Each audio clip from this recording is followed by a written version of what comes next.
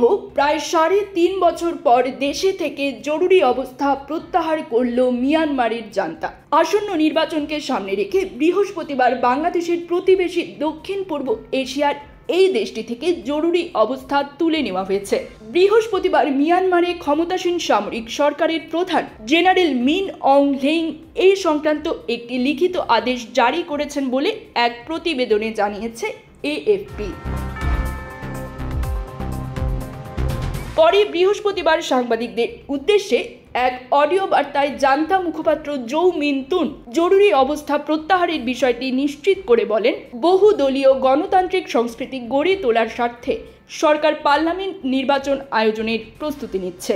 আসন্ন নির্বাচন উপলক্ষে আজ বৃহস্পতিবার থেকে জরুরি অবস্থা প্রত্যাহার করা হলো।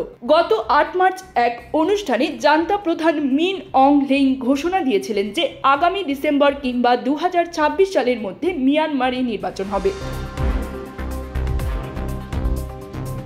জৌ মিন তুনের অডিও বার্তাতেও তার প্রতিধ্বনি পাওয়া গেছে। তিনি বলেছেন, আগামী ৬ মাসের মধ্যে মিয়ানমারে নির্বাচন হবে। নির্বাচনের ভোট গ্রহণের তারিখ অবশ্য এখনও জানায়নি জান্তা। মিয়ানমারে সর্বশেষ নির্বাচন হয়েছিল ২০২০ সালের নভেম্বরে। সেই নির্বাচনে ভোট কারচুপি হয়েছিল।